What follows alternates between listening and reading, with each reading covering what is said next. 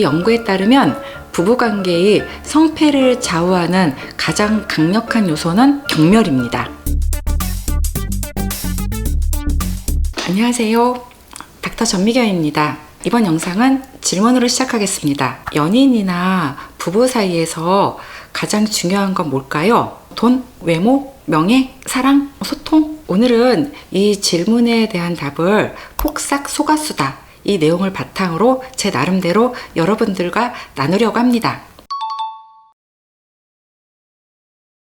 폭삭 속았수다는 아이유 씨가 주인공 역할을 하면서 1인 2역을 합니다. 애순과 금명을 동시에 연기하죠. 하지만 저는 이 드라마의 진정한 주인공이자 히로인은 양관식이라고 생각합니다. 판타지 속에 나오는 인물 같다. 이렇게 리뷰에서는 많이 말하는데요. 그만큼 양관식은 지혜롭고 다정하고 헌신적인 인물이기 때문입니다. 저번 영상에서 말씀드렸듯이 60대 이상 한국 남자에서는 찾기 힘든 캐릭터이기도 합니다. 이 드라마의 마지막 나레이션은 의미심장합니다. 너무나 어렵고 여전히 여린 그들의 계절에 미안함과 감사, 깊은 존경을 담아 폭삭 속았수다. 서로가 서로에게 해주는 이 드라마 전체를 꿰뚫는 주제이기도 합니다. 드라마 보신 분들 아시겠지만 아이유 씨가 읊어주는 나레이션 끝내줍니다. 임상춘 작가님의 내공과 글맛이 대단하죠. 임상춘 작가님은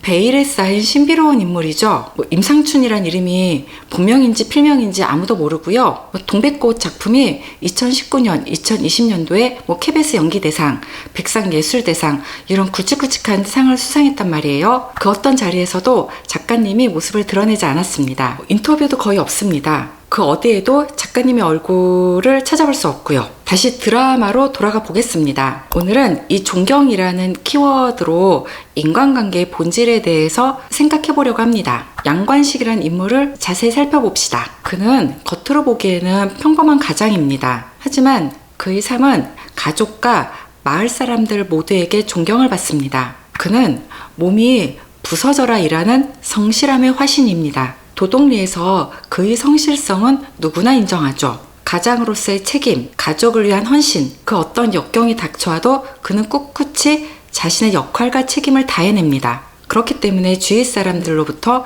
깊은 신뢰와 존경을 받는 거죠. 특히 그가 가족을 대할 때는 진정한 존중의 자세를 보여주고 있습니다. 우리 똑똑한 애순이가 어촌계장이 되는 것은 당연하다. 이리 아내인 애순의 능력을 높이 사죠. 너는 뭐든 다 잘해. 이리 말하면서 딸의 성장을 진심으로 응원합니다. 이런 양관식의 모습은 우리에게 존경이란 무엇인가 생생하게 느끼게 해줍니다. 사실 이 드라마를 보면서 저는 많은 것을 느끼고 가슴 아파하고 또 때로는 울기도 했습니다. 저희 친정아버지 생각나서요. 저희 친정아버지도 양관식 같은 분이셨거든요. 암으로 투병하시는 것도 비슷했고요. 제가 이 사실은 책에서 여러 번 언급했습니다. 제 내피셜이긴 한데요. 임상춘 작가님의 부모님도 좋은 분들이셨을 것 같아요. 그렇기 때문에 남들은 판타지라고 생각되는 양관식의 삶을 저렇게 드라마에서 풀어내지 않았을까 싶어요. 본인이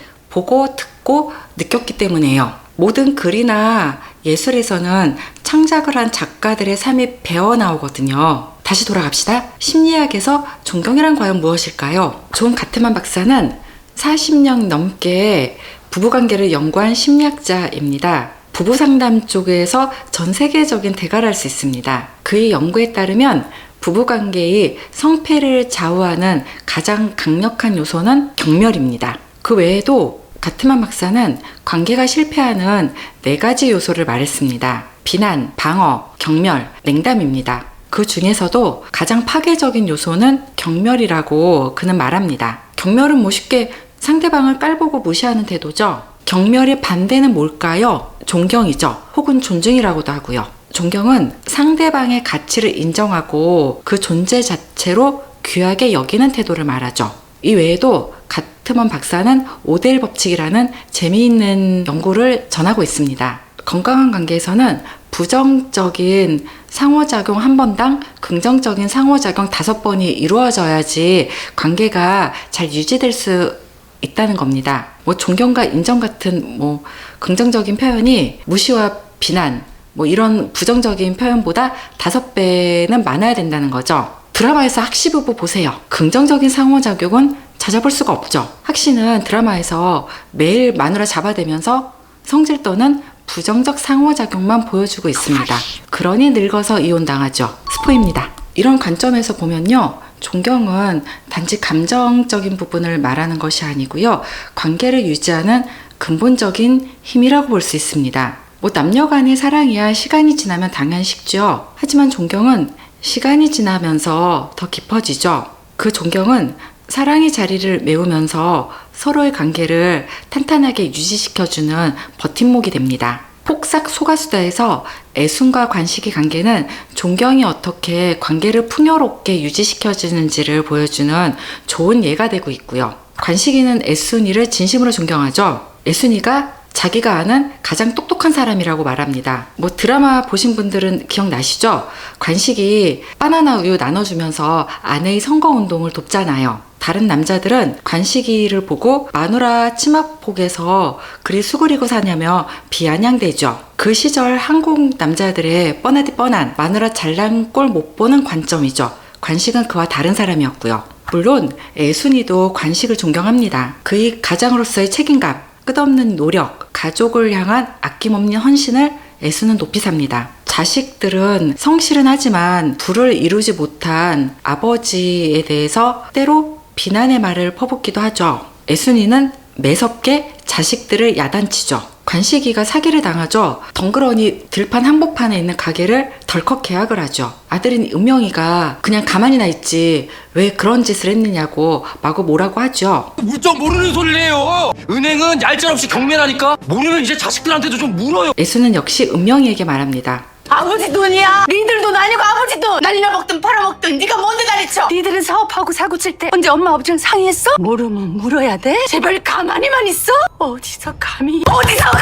관식과 애순은 아무리 힘들고 어려워도 서로를 탓하지 않고 서로에게 가장 든든한 편이 되어줍니다. 우리가 결혼 생활을 하면서 이 태도는 꼭 배워야 합니다. 반면에 존경이 사라진 관계는 어떤 관계일까요? 드라마 속의 학시 부부를 생각해 봅시다. 아내는 학시에게 경멸과 혐오를 말로는 드러내지 못하고 얼굴 표정으로 보여주고 있습니다. 뭐 두 사람 사이에 존경이란 단어는 찾아볼 수 없죠. 존 가트만 박사의 비난, 경멸, 방어, 냉담만이 가득한 관계입니다. 현실에서도 이와 같은 패턴은 우리가 관찰할 수 있어요. 결혼지옥이나 이혼 숙녀 캠프에 나오는 부부들 보세요. 서로에 대한 무시와 경멸만이 가득하죠. 그렇기 때문에 그런 상담 리얼리티 프로그램에 나오게 된 거고요. 경멸은 관계를 잡아먹는 암 같은 존재입니다. 한번 상대방을 경멸하기 시작하면 그 사람의 모든 행동을 부정적으로 보게 됩니다. 상대가 웃어도 비웃는 것 같고 상대방이 말하는 모든 말은 잔소리로 들리게 되는 거죠. 시간이 지날수록 서로에 대한 이미지는 더욱더 안 좋게 왜곡되게 됩니다. 결국 관계는 회복이 불가능한 관계로 접어들게 되겠죠. 예전 영상에서 제가 학시를 개진상 플러스 개차반 캐릭터다 이리도 말씀드렸고 동시에 미워할 수 없는 캐릭터다 이 말씀도 드렸단 말이에요. 드라마를 끝까지 보게 되면 학시가 그렇게까지 빌런은 아니에요. 아내 입장에서는 학시는 나쁜 사람이라고 한번 탁 생각이 드니까는 학시가 하는 모든 행동에 대해서 그렇게 해석이 되는 거죠. 사위인 은명이가 사기를 당해서 구치소에서 나오려면은 8천만 원이 필요하단 말이에요. 학시 딸이 울면서 아버지에게 매달리는데 학시는 이를 거절하죠. 그때 학시의 아내는 이혼을 결심하는 계기가 됩니다. 하지만 학시는 나름 깊은 뜻이 있었어요. 결국 사위인 은명이를 구명하기 위해서 뒤로 작업을 하고요. 은명이를 그렇게 만든 사기꾼을 잡는데 일조를 하게 되죠. 하지만 아내는 학시를 원래 자기밖에 모르는 이기적인 인간이라 생각했기 때문에 학시의 이런 면을 보려고 하지 않았고 그래서 보지 못했던 거죠. 그러면 현대 사회에서 존경은 어떤 의미를 가질까요? 특히 젊은 사람들에게 이 단어는 좀 낯설게 들릴 것 같습니다. 하지만 존경이 가지는 본질은 변하지 않습니다. 존경은 상대방을 온전한 한 사람으로 인정하는 것입니다. 그 사람의 생각, 감정, 경험, 가치관을 있는 그대로 수용하고 귀하게 여기는 태도죠. 이는 거기에 동의한다는 것이 아니고 다름을 인정한다는 것입니다. 존경을 실천하는 구체적인 방법을 알려드리겠습니다. 첫 번째, 적극적 경청하기입니다. 상대방의 말을 중간에 끊지 않고 판단하지 말고 끝까지 잘 듣는 겁니다. 두 번째로 진심 어린 질문하기입니다. 당신의 생각은 어떤 건데? 이리 물으며 상대방의 관점을 존중하면서 질문을 하는 거죠. 세 번째는 감사를 표현하는 겁니다. 작은 것에도 감사를 표하는 습관은요, 존경을 내 삶에 자연스럽게 스며들게 하는 행위입니다. 네 번째는 차이 인정하기입니다.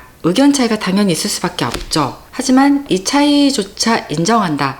이리 생각하는 관점입니다. 다섯 번째는 비난 대신 부탁하는 겁니다. 당신 항상 그래. 이것보다는 다음번에는 이렇게 해주세요. 이렇게 말하는 겁니다. 양관식은 이런 존경의 가치를 잘 알고 실천하는 인물입니다. 그는 아내의 의견을 경청하고요. 자식들의 의견을 존중하죠. 그리고 가족들에게 진심 어린 감사를 표합니다. 그의 삶은 우리가 실천할 수 있는 존경의 모델을 보여주고 있습니다. 이쯤에서 제가 팩트로 뼈 한번 때리겠습니다. 자, 가슴에 다들 손을 얹어보세요. 나는 타인에게 존경을 받을 만한 사람인가? 스스로를 돌아봅시다. 다시 결혼지옥이나 이혼 숙녀 캠프에 나오는 출연자들을 생각해 봅시다. 부부간에 서로에 대한 경멸이나 무시, 이거는 둘째로 생각해 보고요. 거기 나오는 출연자들 각각을 살펴봅시다. 존경할 구석이 없죠. 상대방에 대한 존중과 배려가 1도 없잖아요. 택배 배달을 하는 남편은 생수값 1,000원을 아끼려고